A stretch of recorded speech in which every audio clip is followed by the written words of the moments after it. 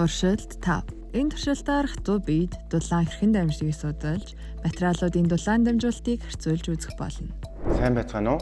Энэ удаагийн туршилтаар хатуу биедэд дулаан хэрхэн дамжих вэ гэдгийг судлах болно. За мөн төрөл бүрийн өөр металлуудад дулаан дамжих хурдыг туршиж үзэх болно.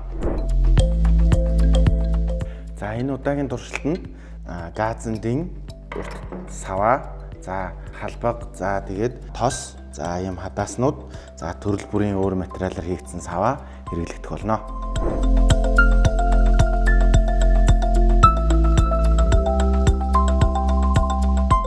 Эхлээд дулаан дамжуулах савааг штативд бэхлэнэ.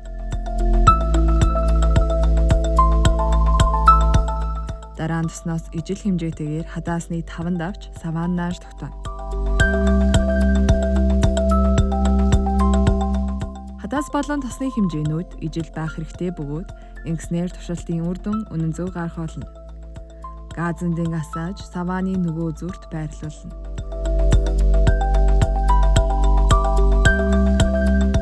Туршилтын явцад хадаасны 5-нд бэхэлсэн тос хайлж, саваанууд нэг нэгээрээ унах үзэгдлийг ажиглацгаая.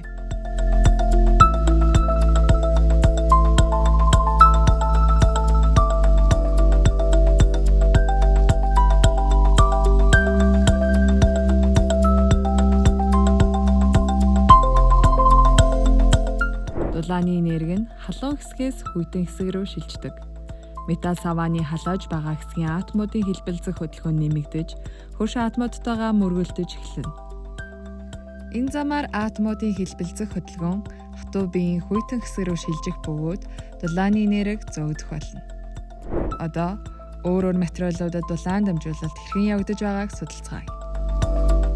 Ижил урттай, ижил диаметртэй өөр металл саваануудыг трипод дээр тавина. Савааны үзүүрт ижил хэмжээтэй хадааснуудыг тос ашиглаж наана. Тосноос ижил хэмжээтэй авч наах хэрэгтэй.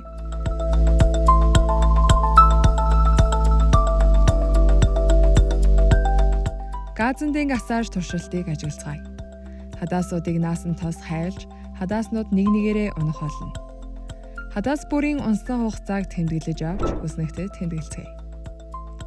Үснэгтээ ашиглан багнан график байгуулж, ямар материалд дулаан хамгийн сайн, ямар материалд дулаан хамгийн муу дамжиж байгааг ажиглаарай.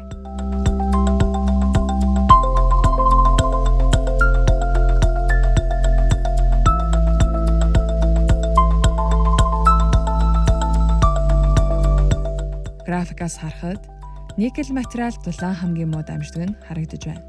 Материалуудын дулаан дамжуулалтыг судлах нь өдөр тутмын амьдралд чухал нөлөөтэй. Жишээлбэл, хоолны савыг хийхэд ямар материалаар хийвэл дулаан дамжуулалт сайтай байх вэ? Бариуланд ямар материал ашиглах хэрэгтэй вэ?